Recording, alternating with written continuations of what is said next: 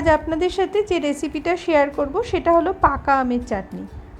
পাকা আমের চাটনি বানানোর জন্য যে পাকা আমগুলো নিতে হবে সেগুলো যেন খুব বেশি পাকা না হয়, পাকা হবে অথচ একটু শক্ত থাকবে আর একটা টক মিষ্টি ভাব থাকবে, এরকম আম দিয়ে পাকা আমের চাটনি খুব ভালো হয়।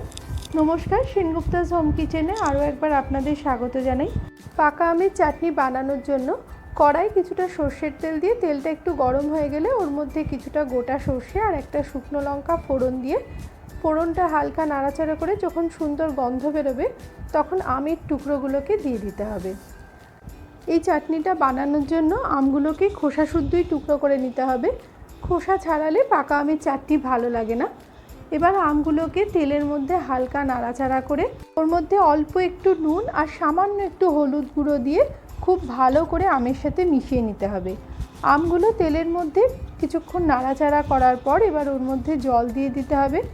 জলটা দিয়ে আমের সাথে খুব ভালো করে মিশিয়ে নিয়ে ঢাকা দিয়ে কিছুক্ষণ মিডিয়াম টু লো ফ্লেমে রেখে দিতে হবে, যাতে ঝোলটাও একটু ফুটে ওঠে আর আমগুলোও নরম হয়ে যায়। ফিরে এলাম 5 মিনিট পর। ঢাকাটা খুলে দেখুন আমগুলো খুব সুন্দর নরম হয়ে গেছে। এবার এর মধ্যে কিছুটা পোস্ত বাটা দিয়ে দিতে হবে। পোস্ত বাটা দিলে এই পাকা আমের চাটনিটা খুব ভালো লাগে। পোস্ত বাটাটা দিয়ে আবারও খুব ভালোভাবে মিশিয়ে নিতে হবে। এই সময় এর মধ্যে চিনি দিয়ে দিতে হবে। মিষ্টির পরিমাণটা আপনারা নিজেদের পছন্দ মতো দেবেন। মা এখানে 2 টেবিল চামচ মতো চিনি দিয়েছে। এবার চিনিটাকে খুব ভালো করে মিশিয়ে নিতে হবে। আমরা অনেক সময় বাজার থেকে পাকা আম কিনে আনি, কিন্তু আমগুলো অতটা মিষ্টি হয় না, একটু টক মিষ্টি থাকে। তখন ওই পাকা আমগুলো দিয়ে কিন্তু এই পাকা আমের চাটনিটা খুব সহজেই বানিয়ে নেওয়া যায়। মা চাটনিটাতে এখানে আরও একটু পোস্ত বাটা দিয়েছে, পোস্ত বাটার পরিমাণটা একটু কম হয়েছিল। মা মোট 2টো আমের জন্য 1.5 চা চামচ মতো পোস্ত বাটা দিয়েছে। এবার পোস্ত বাটাটাকে খুব ভালো করে মিশিয়ে নিয়ে আবারও ঢাকা দিয়ে মিনিট 2 মতো রেখে দিয়ে ঝোলটা একটু গাঢ় হয়ে গেলেই চাটনিটা রেডি হয়ে যাবে। এই চাটনিটা কিন্তু খুব সহজেই বানিয়ে নেওয়া যায় আর গরমের দিনে ভাতের সাথে এই চাটনিটা খেতেও খুব ভালো লাগে।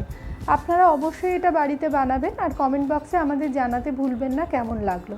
আশা করি আমাদের আজকের এই ভিডিওটা আপনাদের ভালো লেগেছে। যদি ভালো লেগে থাকে তাহলে একটু লাইক, কমেন্ট আর শেয়ার করে পাশে থাকবেন।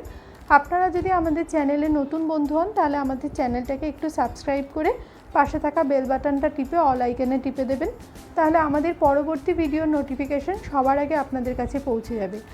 আপনারা যদি ফেসবুক থেকে দেখেন তাহলে আমাদের পেজটাকে একটু ফলো করে দেবেন।